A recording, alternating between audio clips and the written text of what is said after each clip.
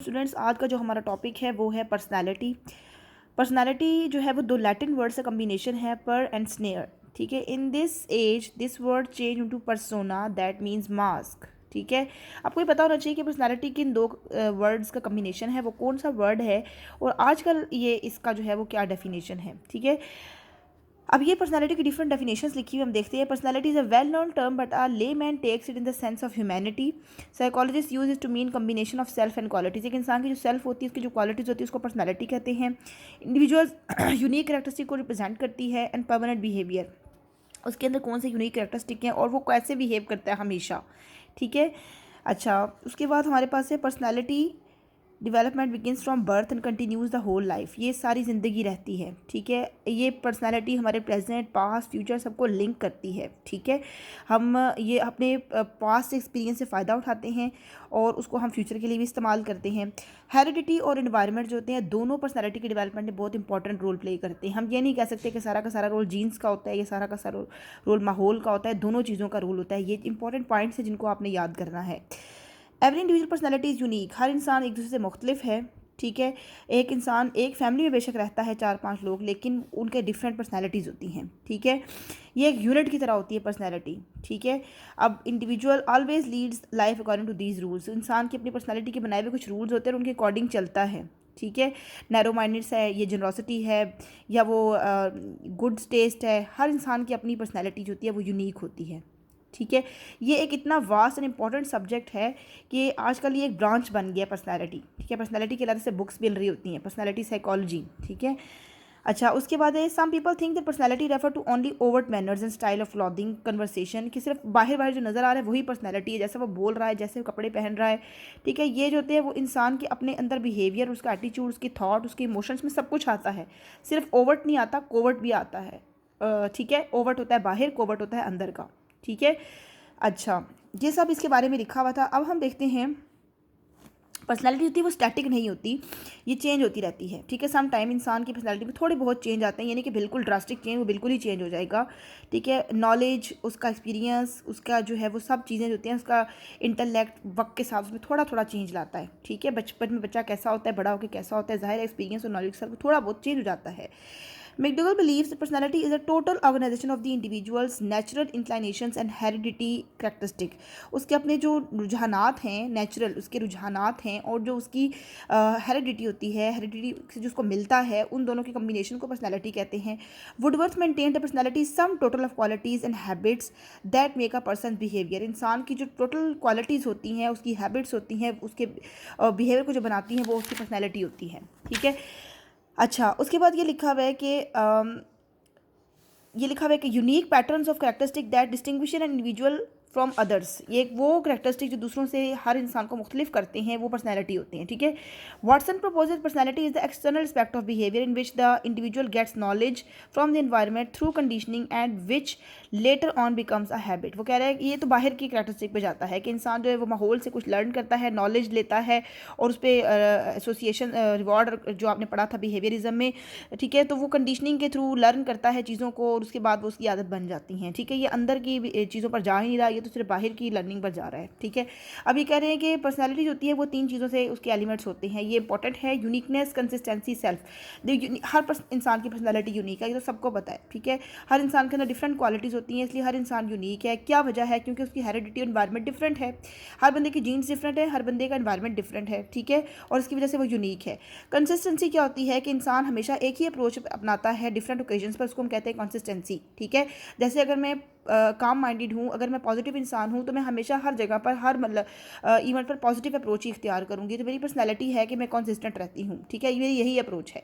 और एक इंसान जो नेगेटिव सोचता है वो हर मौके पर नेगेटिव ही सोचेगा, तो वो कंसिस्टेंट है क्योंकि वो उसकी पर्सनैलिटी में ही नेगेटिविटी है, मुस्तकिल मिजाजी जिसे बोलते हैं। ठीक है, उसके बाद सेल्फ। अब ये सेल्फ क्या होती है? इंसान अपने बारे में और जो वो सोचता है towards himself and his appraisal, यानी कि जो अपने बारे में सोचता है, अपने बारे में जो एक खाका बनाता है अपनी पर्सनैलिटी के बारे में, वो उसकी सेल्फ बनाता है। ठीक है, जैसे मैं कहूँ कि मेरी पर्सनैलिटी बहुत अच्छी है। ठीक है, मैं अपने पॉजिटिव ट्रेड्स को फोस्टर अपने बहुत ज़्यादा हाईलाइट करती हूँ, ये मेरी सेल्फ बनाते हैं। ठीक है, तो जो अपने बारे में आप एक इंटरप्रिटेशन बनाते हैं, अपने बारे में सोचते हैं, वो आपकी पर्सनैलिटी होती है। ठीक है, अच्छा, it is self that organize all traits into a whole. हमारी सेल्फ ही सारे ट्रेड्स को ऑर्गेनाइज करती है मुकम्मल में। ठीक है, ये हमारे ट्रेड्स को रिफ्लेक्ट करती है। The structure and the organization of traits make of the self unique, हमारी जो ट्रेड्स होते हैं वो पर्सनैलिटी को यूनिक बनाते हैं। अब ये आगे आ रहे हैं टाइप्स ऑफ पर्सनैलिटी। इसमें मुख्तलिफ जो है वो साइकोलॉजिस्ट ने काम किया था। सबसे पहले हम अर्ली ग्रीव क्लासिफिकेशन को देख लेते हैं। सबसे पहले हिपोक्रेट्स का लिखा हुआ है, इसने टेम्परामेंट्स की बुनियाद पर जो है इंसान को 4 पर्सनैलिटी ट्रेट्स में क्लासीफाई किया था। सैंग्विन, जो जिनमें बहुत ज़्यादा ब्लड होता है, विग्रस होते हैं, चीयरफुल होते हैं, इनकी ज़रा खुश ज़रा से कहते हैं जोशीले से, ठीक है। फ्लैगमेटिक जो होते हैं वो लेज़ी होते हैं, ज़रा ठंडे मिजाज के और ऐसे ही अनइंटरेस्टेड चीज़ों में ज़्यादा इंटरेस्ट नहीं लेते। क्लैरिक, जिसमें येलो बाइल होती है, ठीक है, वो इजीली एंगर, बहुत जल्दी गुस्से में आ जाते हैं, ठीक है। और मेलनखोलिक ब्लैक बाइल, ठीक है। ब्लैक बाइल वाले कौन से होते हैं? जो कि ग्लूमी होते हैं, सैड होते हैं, जो नाउमीद रहते हैं हर वक्त, ठीक है। ये इसने जो है वो जिसे कहते हैं कि वो टेम्परामेंट्स 3 तरह के, उनकी बुनियाद पर 4 तरह के टेम्परामेंट्स पर इसने पर्सनैलिटी को डिफ़ाइन किया था, ठीक है। तो ये अक्सर पेपर में आ जाता है कि हिपोक्रेट्स कौन सा ऐसा साइकोलॉजिस्ट ने जिसने टेम्परामेंट्स की बुनियाद पर इंसानों को, यानी कि in yellow bile, black bile और इनकी बुनियाद पर इंसानों को जो है वो पर्सनैलिटी में जो है वो डिस्क्राइब किया था 4 टाइप्स में, तो वो ये है, ठीक है। अच्छा, उसके बाद है शेल्डन का constitutional theory.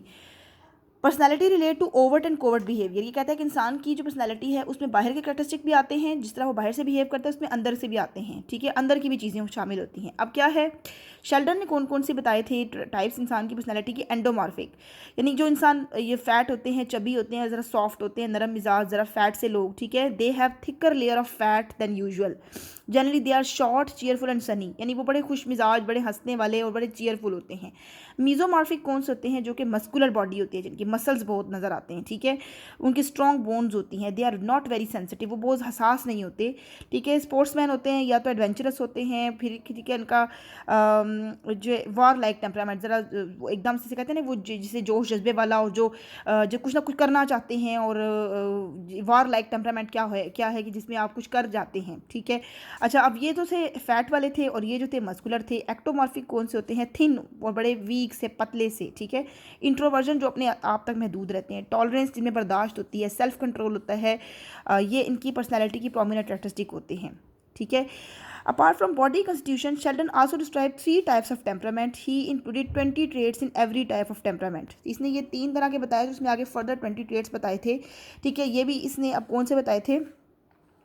They are briefly describe below. ये टेम्परामेंट स्केल पूछ सकते हैं आपसे कि उसमें कितनी टाइप्स थी और कितने उसमें ट्रेड्स थे। 3 जो है वो उसमें बताई थी टाइप्स, हर तरह के 3 टाइप्स थी, और उसमें 20 जो है वो ट्रेड्स थे, ठीक है। अब ये लिखा है वाइसोटोनिया, ये कौन से थे? Individual scoring high in this scale. अब इसमें आगे ट्रेड्स होंगे, ठीक है, ये एक है ना, तो इसमें आगे बहुत से ट्रेड्स होंगे, इसमें अगर उसका स्कोर ज़्यादा आ जाए तो बहुत लविंग होते हैं, सोशेबल होते हैं, कूल माइंडेड होते हैं, यानी बहुत अच्छे होते हैं, लोगों से घुलने मिलने वाले होते हैं, बहुत ठंडे मिजाज के होते हैं, ठीक है। टॉलरेट करते हैं, और जिसे कहते हैं कि establishing social relation. They are found of parties and eating, यानी जिन्हें खाने पीने का और पार्टीज़ का शौक होता है।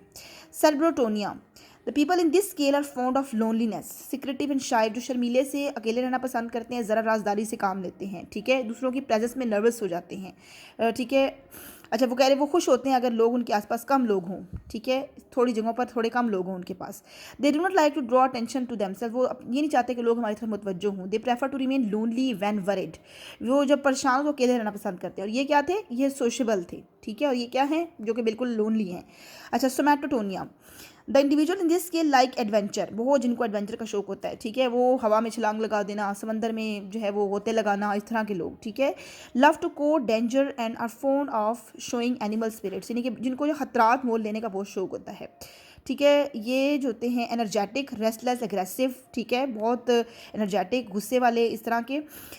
करेजियस एनर्जेटिक होने के अलावा toward power domination and exploit, यानी कि इनमें उनको दूसरों पे कब्जा जमाने का, डोमिनेट करने का, और जिसे कहते हैं कुछ ना कुछ दूसरों पे पावर एक्सर्ट करने का बहुत शौक होता है, ठीक है।